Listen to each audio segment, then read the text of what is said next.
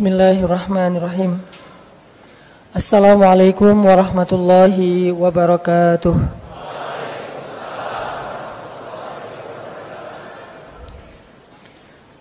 Alhamdulillahirabbil alamin.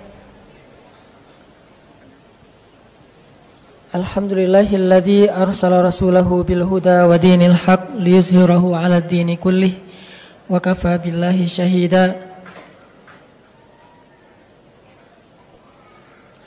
Asyhadu an la ilaha illallah wahdahu la syarika lah, lahul mulku wa lahul hamd wa huwa ala kulli syai'in qadir.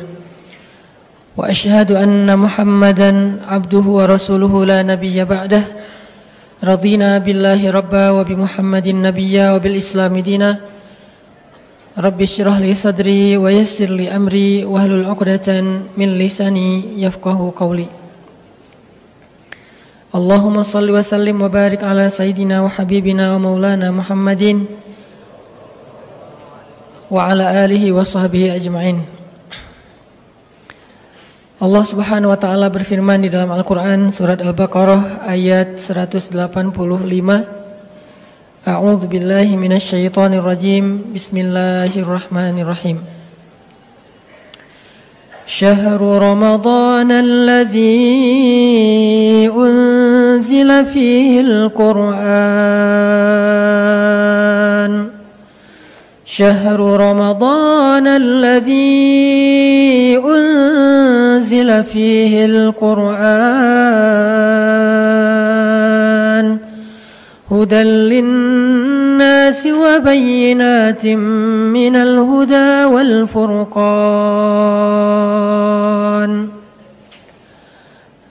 Bulan Ramadan adalah bulan yang di dalamnya Allah turunkan Al-Quran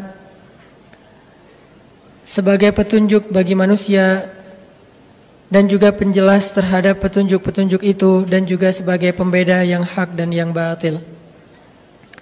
Shadaqallahul azim. Teman-teman sekalian, anak-anak muda, ada satu momen yang pantas untuk menjadi bahan renungan buat kita bersama, yaitu momen tentang nuzulul Quran. Walaupun biasanya diperingati pada malam 17 Ramadan ataupun pada malam-malam ganjil di 10 terakhir bulan Ramadan. Sebagaimana firman Allah Subhanahu wa taala di dalam surat Al-Baqarah tadi, bahwa bulan Ramadan itu salah satu di antara peristiwa besar yang terjadi di dalamnya adalah peristiwa nuzulul Quran. Allah turunkan di dalamnya Al-Quran. Dan di sini ada satu renungan buat kita, bahwa di bulan Ramadan Rasulullah SAW biasanya menambah porsi tilawah dan murajaah Al-Quran beliau. Kalau di bulan-bulan yang lain, Rasulullah SAW didatangi oleh Jibril untuk menyampaikan wahyu, maka di bulan Ramadan Jibril datang bukan sekedar menyampaikan wahyu, tetapi juga mereview, murajaah kembali hafalan dan qiraah Nabi terhadap Al-Quran. Sehingga bulan Ramadan identik dengan satu ritual, yaitu tadarus Al-Quran. Jadi tadarus Al-Quran ini bukan sekedar culture Indonesia, bukan sekedar budaya orang Indonesia di bulan Ramadan. Istilahnya saja yang lebih terkesan Indonesia banget. Sehingga kita tidak boleh terkecoh dengan istilah. Sekarang umat Islam, salah satu challenge-nya adalah kita terlalu terjebak di dalam penamaan istilah-istilah. Padahal sebagian besar dari istilah-istilah yang kita kenal hari ini itu bukan berasal dari zaman Nabi, tetapi dari zaman para ulama. Means ulama yang memberikan nama istilah tersebut. Sehingga istilah-istilah ini kadang bisa dirubah dalam bahasa terjemah, bisa juga diganti sesuai dengan konteks pada masa atau pada tempat yang berbeda. Sama dengan istilah murajaah Al-Quran atau istilah tilawah Al-Quran, maka di Indonesia diistilahkan dengan tadarusan, yang diawali dengan kata tadarus kemudian menjadi tadarusan. Jadi tadarusan bukan hanya culture, bukan hanya budaya orang Indonesia. Tadarusan itu adalah salah satu di antara kebiasaan Nabi di bulan Ramadan. Bahkan di bulan Ramadan biasanya Jibril akan turun 2 kali untuk tadarusan bersama Rasulullah SAW. Walaupun mungkin teman-teman belum pernah mendengar istilah Jibril tadarusan dengan Nabi. Inilah yang membuat saya kadang-kadang kurang dimengerti. Sering menggunakan istilah yang sebetulnya itu adalah terjemah. Istilah terjemah dari istilah yang udah common di masyarakat. Kita biasanya menggunakan istilah kalau kita pun membaca hadis. Ketika Jibril alaihissalam turun di bulan Ramadan, maka Jibril memurajaah bacaan dan hafalan Nabi SAW.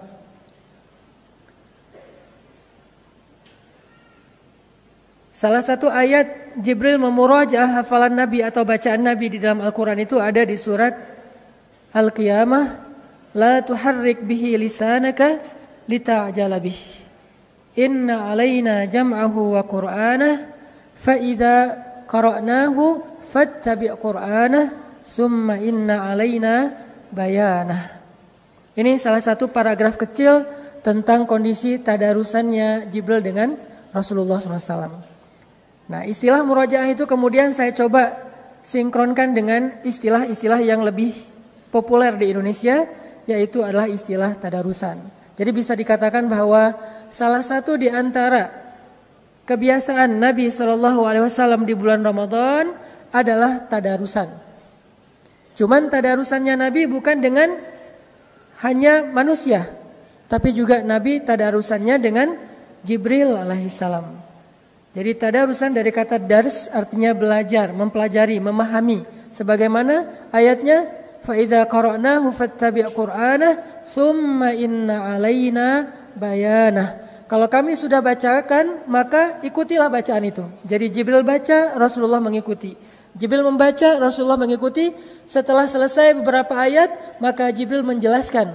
Summa inna alaina bayanah. Jibril menjelaskan makna-makna dari ayat tersebut.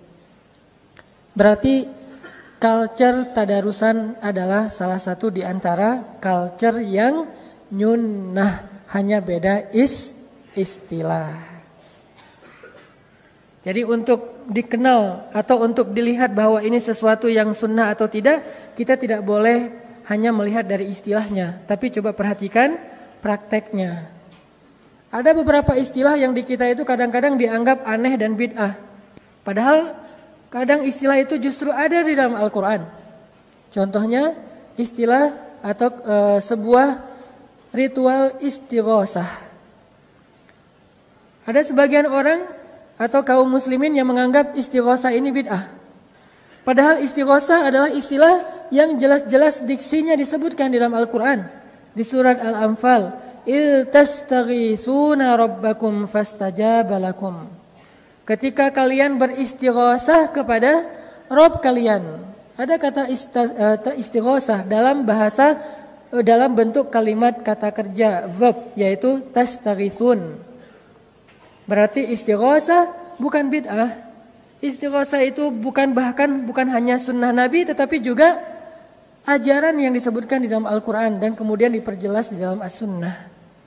Sehingga tidak boleh kita terlalu gampang untuk menyimpulkan suatu hukum berdasarkan istilah. Karena secara kaidah fikih, hukum itu tidak terikat dengan nama, tapi dia terikat dengan prakteknya atau amalnya. Kadang-kadang kita langsung mengatakan haram. Makanya ada yang nanya ke saya, Ustaz, apa hukum pacaran? Saya tanya dulu, pacarannya gimana? Kalau pacarannya setelah nikah, maka halal. Ya, istilahnya pacaran. Tetapi kalau setelah nikah, namanya bukan pacaran, Ustaz. Justru Islam mengajarkan pacaran itu setelah nikah. Nih coba kita telisik lagi. Arti pacaran itu apa? Berkasih, sayang, waja'ala bainakum mawaddatan warahmah. Dan Allah menjadikan di antara kalian itu ada kasih dan sayang. Kapan dijadikan kasih dan sayang itu? Setelah saya terima nikahnya, muncullah kasih sayang. Sebelum terima nikahnya munculnya apa? Bukan kasih sayang, yang muncul adalah penasaran. Yang muncul itu kepo, yang muncul itu semangat stalking. Tapi belum bisa berkasih sayang, karena nggak boleh ngasih sayangnya. Belum boleh dikasih sayang, baru boleh dikasih kepoan. Pakai akun yang lain biar nggak ketahuan gitu kan. Tapi belum boleh ngasih kasih sayang karena belum halal. Makanya nggak boleh kita langsung menyimpulkan satu hukum berdasarkan nama. Itu udah kaidah fikih. Apalagi kita menyimpulkannya secara umum. Saya mendengar dari kakak kelas saya yang kemarin juga Ustadz Awaluz Zikri sempat ke Bandung. Dr. Awaluz Zikri.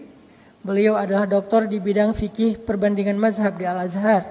Beliau mengatakan, ada satu kaidah fikih yang sering dilupakan di Indonesia dan itu diajarkan oleh ulama, salah satunya Ibnu Hajar yang menulis kitab Sahih Bukhari.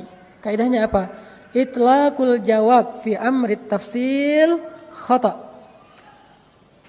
Memberikan sebuah fatwa secara umum dalam urusan yang detail itu salah.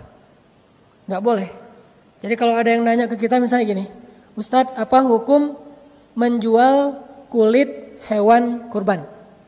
Gitu kan? Apa hukum menjual kulit hewan kurban? Kira-kira apa hukumnya? Kalau orang yang tidak memahami kaidah fikih, baru belajarnya lewat YouTube dan internet, maka dia akan langsung mengatakan menjual kulit hewan kurban haram. Jadi buat dia kalimat haram itu adalah ekspresi idealisme. Makin sering bilang haram, kesannya makin idealis. Padahal dalam Islam, haram itu cuma satu, yang halal itu 4. Wajib boleh, sunnah boleh, mubah boleh, makruh boleh walaupun ditinggalkan lebih baik. Baru yang kelima, haram. Jadi ada 4 hal yang dibolehkan dalam Islam, 1 hal yang diharamkan. Kenapa yang 4 ini nggak dieksplor? Supaya orang tahu betapa Islam itu syumul, luas sekali. Kenapa yang diambil hanya yang terakhir saja? Haram, haram, haram. Senang dengan kata haram. Sehingga ketika dia udah mengatakan haram, seolah-olah dia adalah orang yang paling idealis. Sedangkan yang mengatakan halal itu kesannya kurang idealis. Sehingga Ibnu Hajar mengatakan, itlaqul jawab fi amri tafsil khata. Enggak boleh kita menjawab secara umum dalam urusan yang harusnya diperdetail dulu. Apa, gimana bentuknya? Sehingga kalau ada yang bertanya, Ustadz, apa hukum menjual kulit hewan kurban? Ustadznya harus bertanya balik, yang menjual siapa? Kalau yang menjualnya yang memotong hewan kurban, haram. Kalau yang menjualnya yang berkurban, haram. Kalau yang menjualnya yang menerima hewan kurban karena dia berhak, maka halal. Berarti kan beda kan? Padahal pertanyaannya sama, tapi jawabannya bisa berbeda karena kondisinya, prakteknya berbeda. Ada orang yang menerima daging hewan kurban udah bercampur dengan kulit di dalamnya dan dia nggak tahu gimana cara mengolah kulit itu untuk dia makan. Akhirnya dia jual ke tetangga yang bisa ngolah. Ya udah jual aja ke ibu, berapa? Terserah ibu bayar berapa. Ya udah 10.000 ya. Yang penting dia dapat uang walaupun murah. Tapi kan kalau emang haram walaupun 1.000 juga nggak boleh, Rp1 juga nggak boleh. Ini bukan soal angkanya, tapi boleh tidaknya dijual. Sehingga ulama yang bijaksana, yang arif, dia tidak akan menjawab suatu fatwa hanya berdasarkan pertanyaan secara umum. Dia akan bertanya balik, siapa, bagaimana, kenapa. Kenapa ada itu? Disebut dengan dawabitus syariah. Dawabit. Islam itu dawabit, detail. Sehingga kadang-kadang fatwanya berbeda dengan pertanyaan yang sama ditanyakan oleh 2 orang yang berbeda.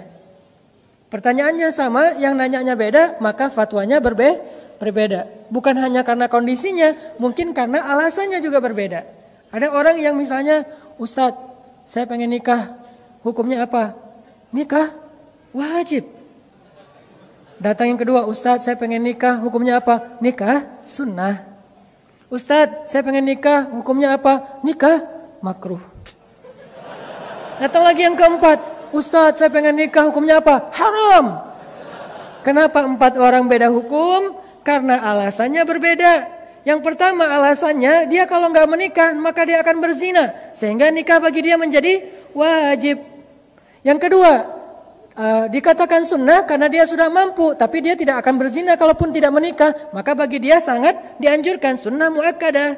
Yang ketiga, buat dia nikah itu cuma coba-coba. Seru nggak ya nikah?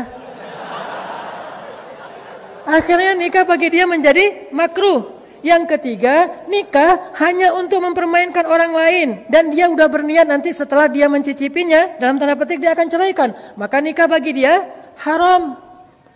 Padahal pertanyaannya sama Ustadz, apa hukum menikah? Sama juga, Ustadz, apa hukum menjomblo? Tergantung yang nanya kan ya. Kalau yang nanyanya anteng-anteng aja, ya sudah menjomblo itu mubah.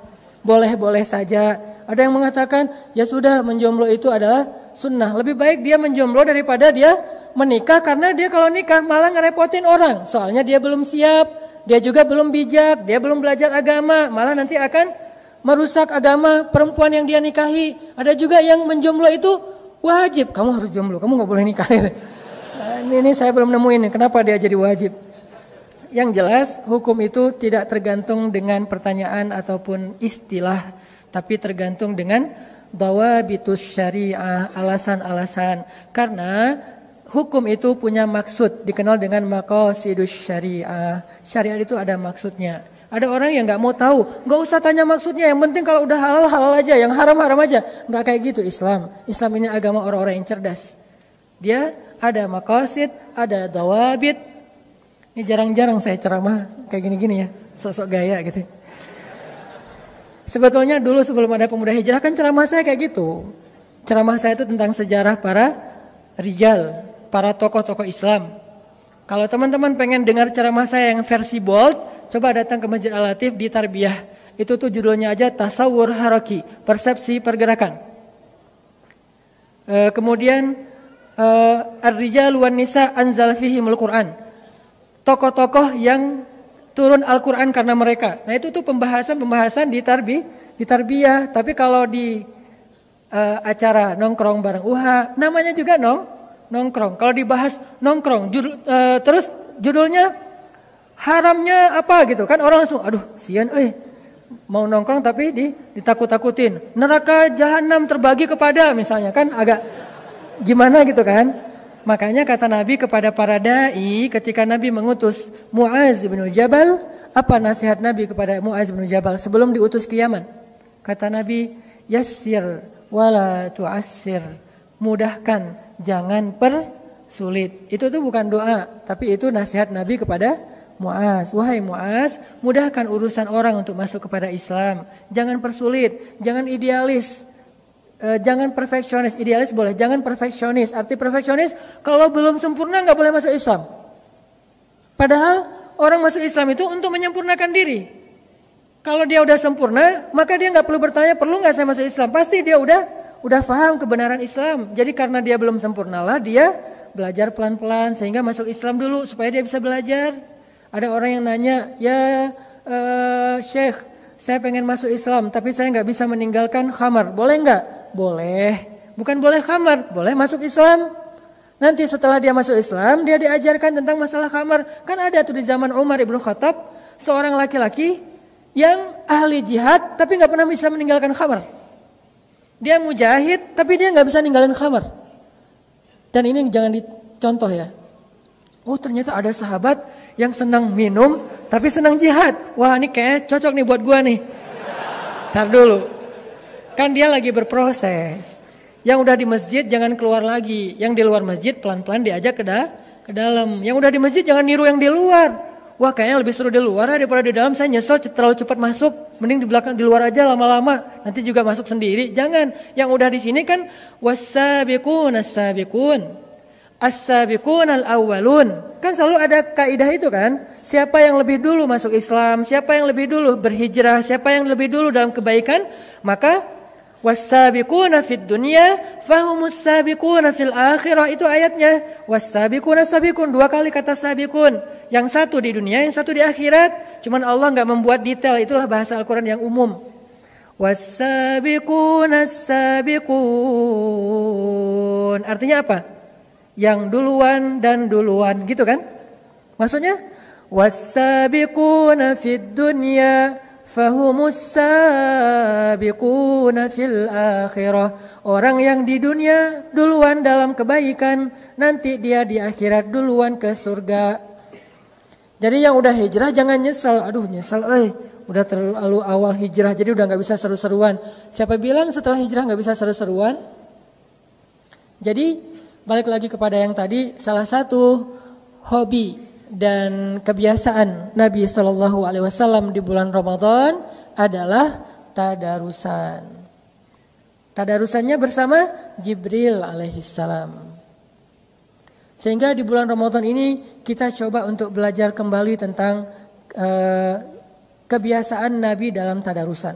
Apakah tadarusan kita ini sudah mirip dengan tadarusannya Nabi Sallallahu Alaihi Wasallam? Apa sih yang dilakukan Nabi ketika tadarusan? Apakah sekedar mentilawahkan Al-Quran atau lebih daripada tilawah? Karena di dalam konteks bacaan Al-Quran itu ada banyak istilah. Ada tilawah, ada qiraah, ada tartil, apalagi? Banyak istilah-istilah yang menunjukkan makna membaca Al-Quran. Ada warattilil Qur'ana tartila, bacalah Al-Quran. Baca juga kan?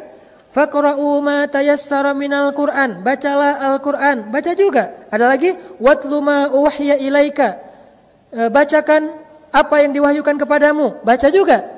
Jadi tilawah artinya baca, qiraah artinya baca, tartil artinya baca. Kenapa? Karena itu terjemah. Tapi dalam bahasa Arab 3 kalimat ini berbeda arti antara warattilil Qur'an tartila, utlu ma uhiya ilaik, faqra ma tayassara minal Qur'an. 3 diksi dengan makna yang berbeda. Kira-kira tadarusan kita yang mana nih?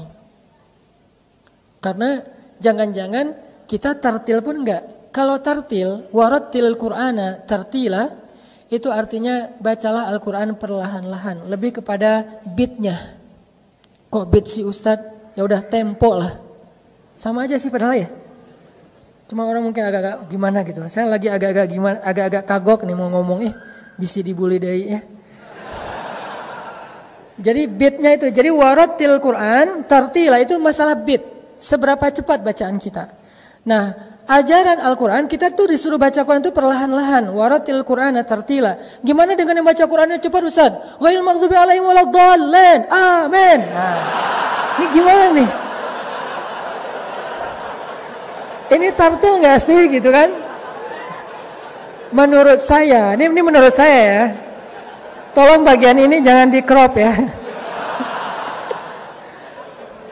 Menurut saya itu bacaannya terlalu pro. Orang kalau udah pro mungkin jadi kayak gampang banget gitu kan. Kalau kita terlalu amatiran sih.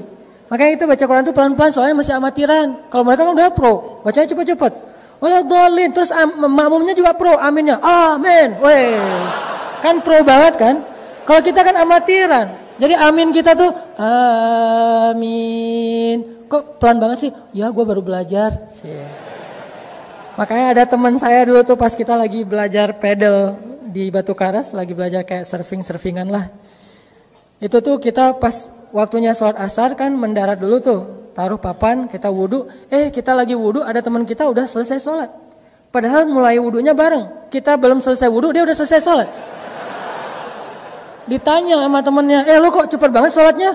Beda kalau udah pro. Jadi kalau udah pro sholatnya cepat. Kalau yang amatiran mah pelan-pelan. Takbirnya juga lama gitu ya. Allah, aduh gagal Soalnya nggak bisa mensinkronkan niat dengan ucapan takbir gitu kan. Jadi kayak pelan-pelan hati-hati banget. Allah, udah jadi salah ketinggian turunin lagi dikit gitu. Tapi kalau udah pro, jadi dalam hitungan 1 menit bisa dapat 2 rakaat. Allahu alam hukumnya apa, saya nggak mau menjudge, tapi buat saya tuh menurut saya sih pro banget lah. Cuman kita belum bisa niru karena kita masih amatiran.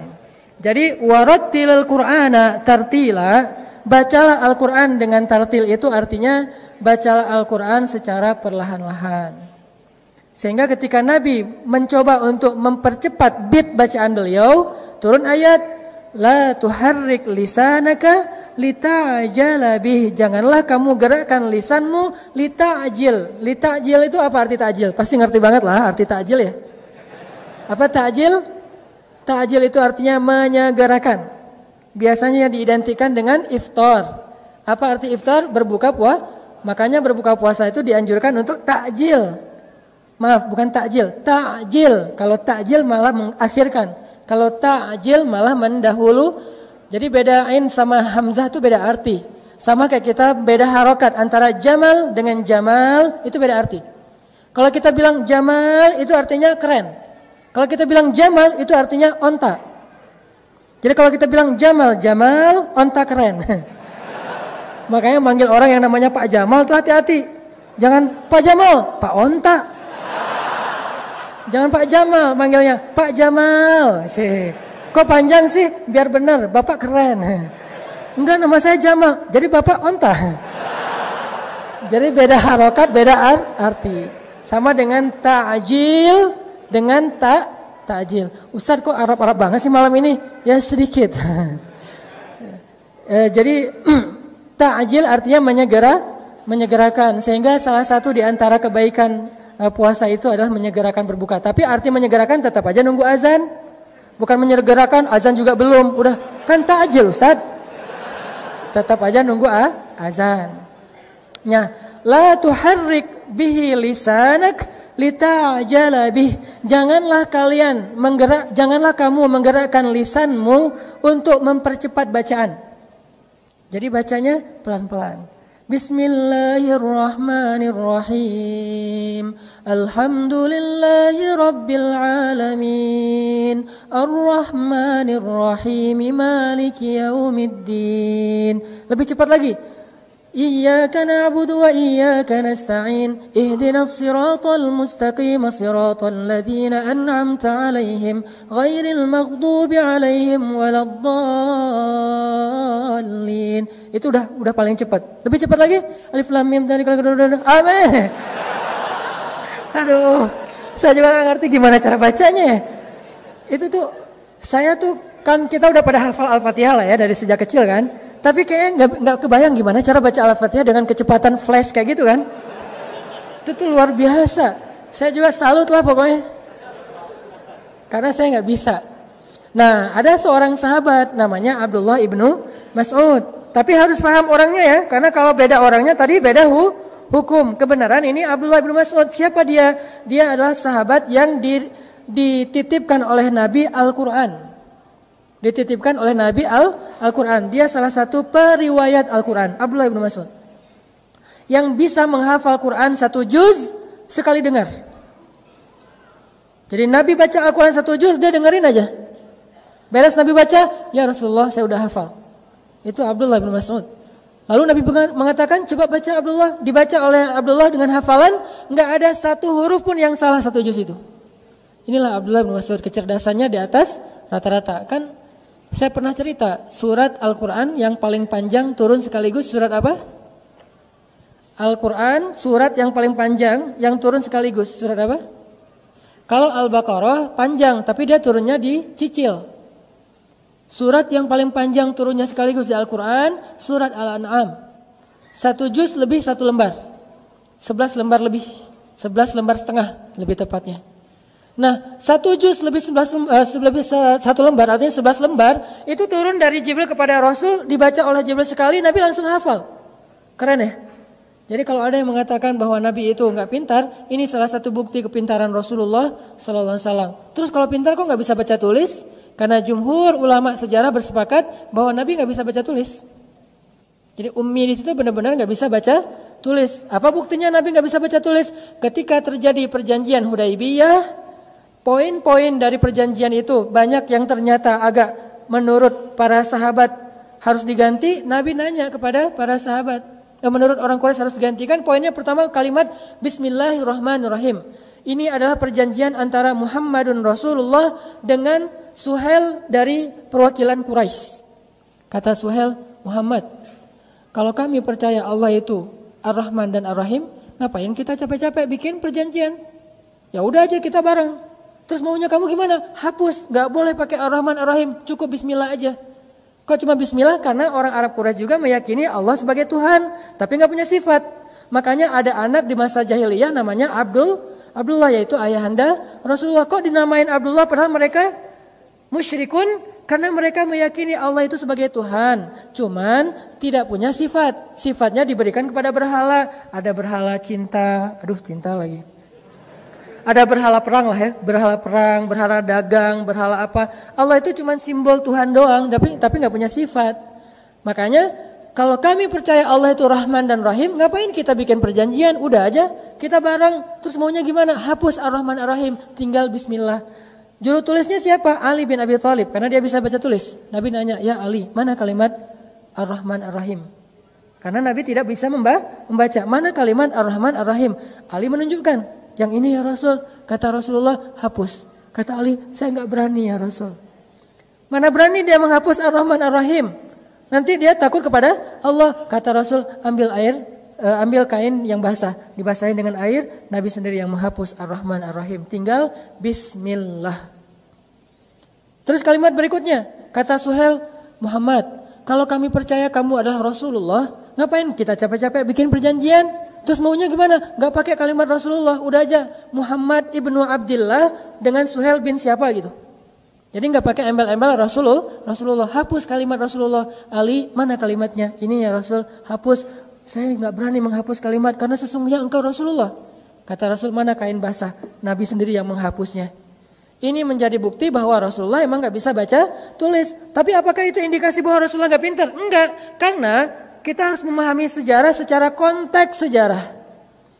Jangan menjudge sejarah, karena kita berbeda konteks dengan sejarah. Apa maksudnya? Pada masa itu, tren belajar itu bukan lewat baca dan tulis. Tren belajar pada masa itu lewat riwayat dan dihafal. Sehingga orang yang pintar pada masa itu bukan yang jago baca dan tulis, tapi yang banyak hafalan dan kuat hafalan. Sehingga ketika Allah menurunkan wahyu kepada Rasulullah SAW, harusnya Allah ngajarin Nabi tentang baca tulis dulu kan? Ketika Nabi kecil, kenapa nggak diajarin dulu sama Allah baca tulis? Kenapa Allah langsung ngasih wahyu sementara nabinya nggak bisa baca tulis? Karena tren belajar pada masa itu bukan lewat baca dan menulis, tapi lewat mendengar dan menghafal. Sehingga hafalan mereka itu kuat-kuat. Kalau belum nulis kan nggak pede kan? Antar lupa gimana nih? Nomor telepon aja ditulis. Cuman satu nomor telepon yang langsung bisa kehafal. Nomor telepon mantan. Cepat hafalannya tuh. Walaupun udah unfollow, udah di blok, tapi masih ada. Walau udah di delcon gitu kan, tapi masih dihafal, sama aja sih. Tinggal diketik lagi aja telepon. Yang angkat bapaknya. Ya, intinya adalah Rasulullah SAW langsung hafal 1 juz lebih dari surah Al-An'am yang dibaca oleh Jibril. Jibril membaca Al-An'am, Nabi dengerin, hafal. Udah beres hafal, Nabi ngumpulin para sahabat. Ngumpulin, pada dengerin, Nabi bacain Al-An'am 1 juz. Beres Nabi baca, Abdullah bin Mas'ud angkat tangan, ya Rasulullah, saya sudah hafal. Rasulullah takjub. Ini solehnya Rasul ya, tawaduk banget. Pas Abdullah ngomong kayak gitu, ya Rasulullah, saya sudah hafal. Rasulullah nggak ngomong, emang lo doang, gue juga sama. Ini kalau kita kan orangnya kayak sok pamer gitu kan, pengen diakui. Kalau Rasulullah enggak, Rasulullah itu sangat menghargai orang, langsung mengatakan, ya Abdullah kamu udah hafal? Ya Rasulullah, coba baca. Dibacalah oleh Abdullah dari ayat 1 sampai terakhir, tidak ada satupun huruf yang salah. Ini kemampuan hafalannya Abdullah ibnu Mas'ud. Nah, Ibnu Mas'ud ini salah satu sahabat yang kalau baca Quran, bacaannya itu persis Jibril alaihissalam. Persis Jibril. Kalau sekarang kan kita dengar banyak qori imam itu bacaannya persis siapa gitu kan? Persis Sudais, persis Al-Afasi, persis siapa kayak gitu-gitu. Persis Al-Muzammil gitu kan? Al-Muzammil mana nama surat? Persis Muzammil gitu. Nah, kalau Abdullah persisnya persis Jibril. Dulu tuh waktu saya masih SMA, saya ngefans banget dengan yang namanya Sa'dul Ghamidi. Salah satu qori dan imam dari Arab Saudi, dari kabilah Ghamid, sehingga beliau dinamain Al-Ghamidi, orang Ghamid. Itu saya senang banget dengan membacaannya. Makanya sering saya ulang-ulang dulu tuh. Saya dulu pernah ikut audisi tilawah Al-Quran di Kairo yang masuk ke 2 channel TV itu. Di antara sekian ratus peserta orang-orang Mesir, saya nomor 1 alhamdulillah gara-gara menjiplak bacaan Al-Ghamidi. Pas datang depan ininya, jurinya, dari mana? Indonesia. Oh iya, bisa baca Quran? Sedikit-sedikit. Ya udah baca yang mudah-mudah saja. Ya sudah, Al-Ikhlas. Karena itu yang paling mudah. Al-Fatihah, Al-Ikhlas. Al-Fatihahnya Al-Ghamidi. Alhamdulillahi Rabbil Alamin. Ar-Rahmanir Rahim, Maliki Yaumiddin, Iyyaka na'budu wa iyyaka nasta'in. Nangis jurinya. Alhamdulillah dalam hati saya langsung husnuzon. Menang nih. Dia tuh nangis bukan karena bacaannya bagus. Dia tuh udah sering dengar bacaan yang bagus. Tapi dia nangis terharu. Kok ada orang Indonesia bacanya bisa kayak gini menurut dia. Dia pikir orang Indonesia itu kan orang asing ya. Orang ajam kan, bukan orang Arab. Sehingga biasanya kayak bacanya Alhamdulillahi Rabbil Alamin. Mungkin karena kita orang Indonesia kan. Jadi A jadi nga gitu kan. Baca alif lam mim jadi alama gitu kan. Karena kita orang Indonesia, ternyata kok ada orang Indonesia bacanya bisa kayak gini. Dia terharu, Masya Allah kata dia. Langsung dia kasih golden ticket gitu lah. Alhamdulillah. Tapi itu bukan karena saya bacaannya bagus teman-teman. Mau tahu rahasianya kenapa? Karena saya baru nikah. Hubungannya apa Ustadz? Ustadz maksa materinya. Enggak benar. Itu karena saya baru nikah. Saya tuh doa sama Allah, ya Allah saya udah nikah. Nikah kan ibadah. Tapi saya nggak punya kerjaan. Saya mau ngasih nafkah apa buat istri saya? Ya Allah beri saya rezeki. Tiba-tiba dapat panggilan audisi. Juara. Langsung dikontrak 20 episode. Lumayan lah bisa tinggal di Kairo. Berdua sama istri tanpa kerja selama 6 bulan. Jadi istri saya S2. Saya keliling. 99 cahaya di langit Kairo. Foto-foto. Sok-sok nulis gitu. Di depan taman. Depan sungai Nil. Kalau lagi bingung-bingung loncat gitu kan ya. Pokoknya menikmati hidup aja lah. Istri saya biarin aja dia sibuk dengan belajar. Udah malam-malam dia buka buku tebal-tebal tuh. Karena dia ngambil S2-nya tafsir lah gitu. Tafsir kan berat ya.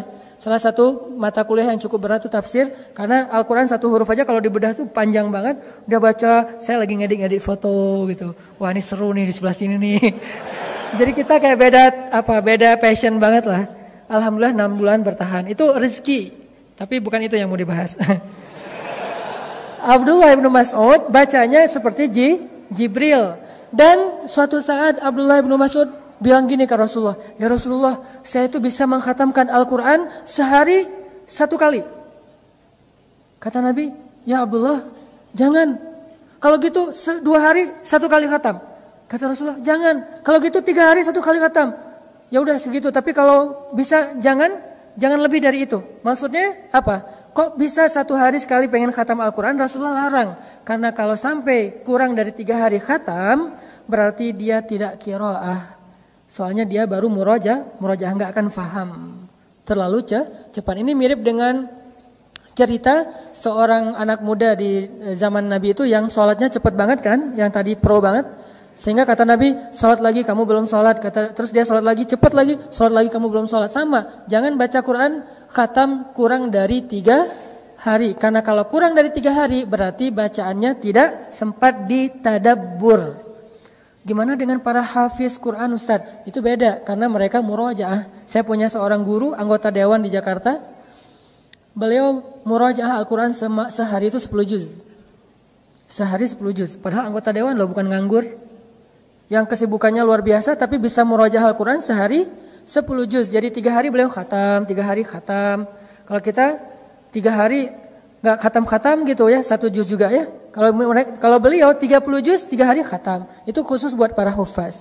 Nah, balik lagi kepada hobi Nabi tadarusan. Jadi walaupun Nabi di bulan Ramadan semangat membaca Al-Quran, bukan mengejar hanya jumlah ayat dan juz.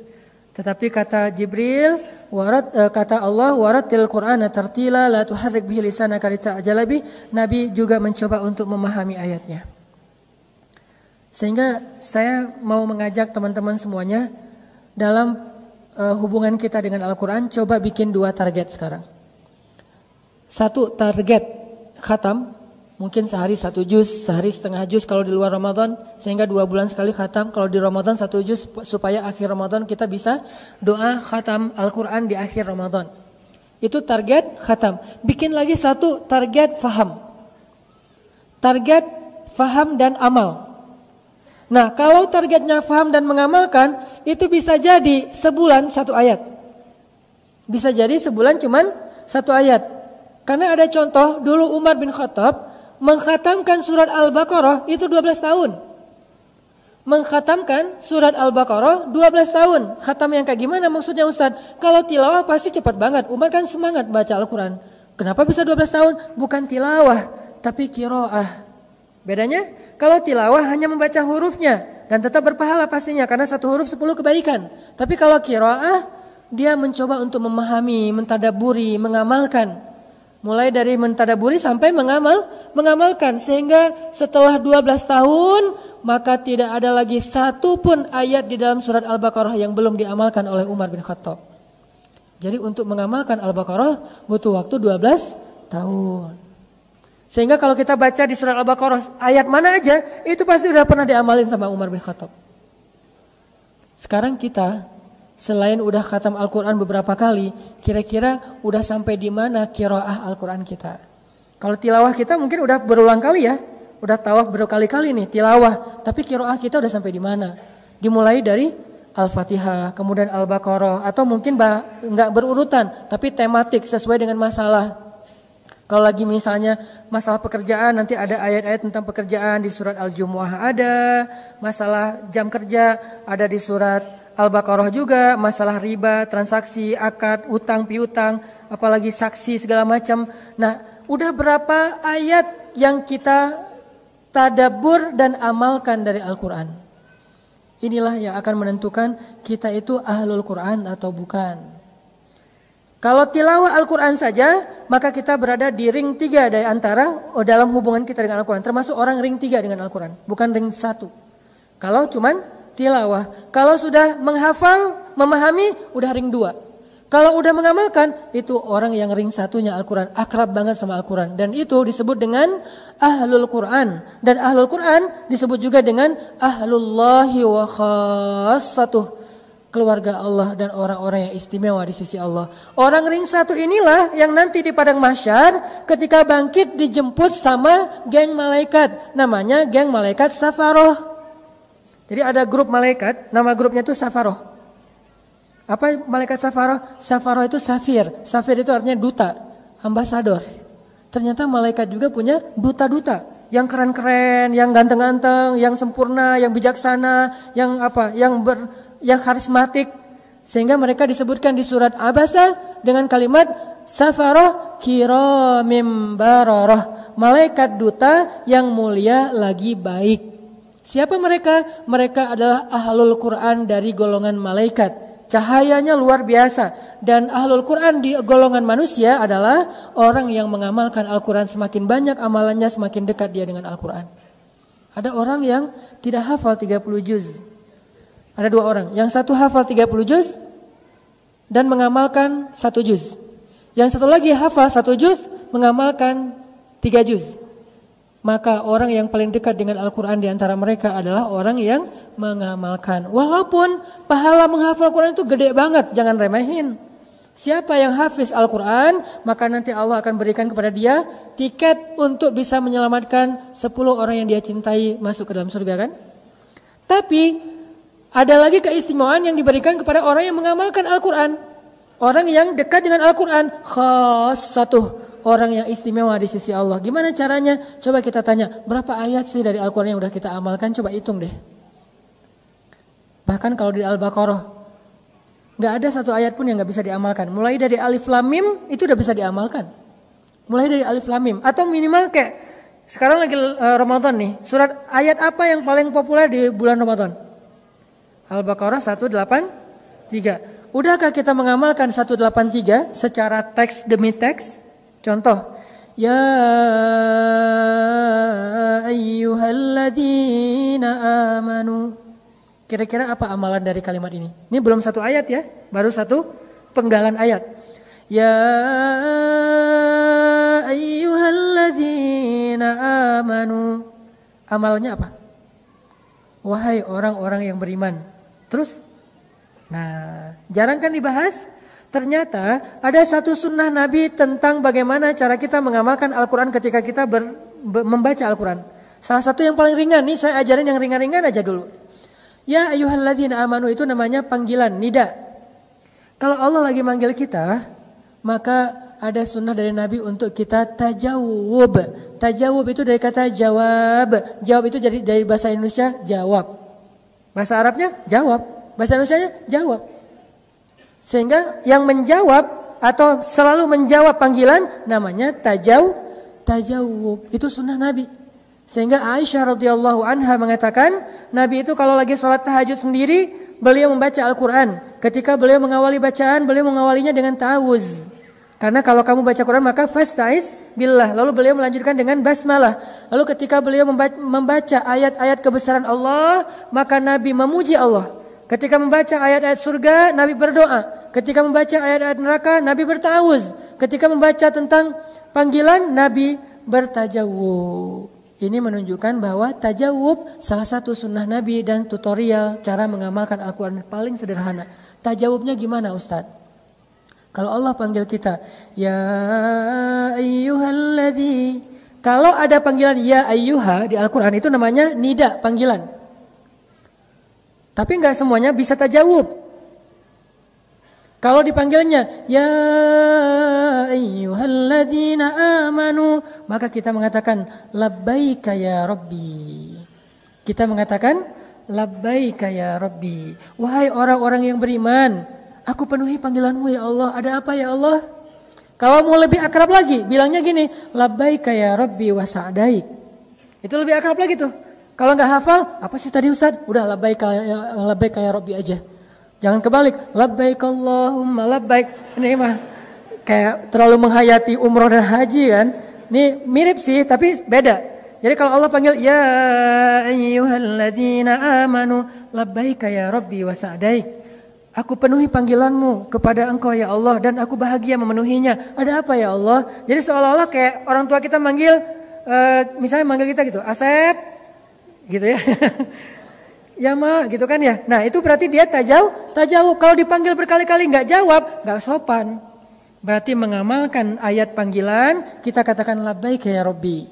Itu tuh Allah sayang banget kalau kita kayak gitu. La'allakum turhamun. Allah sayang sama hamba yang tajawub. Dan Allah juga tajawub sama kita. Contoh pas kita lagi sholat nih.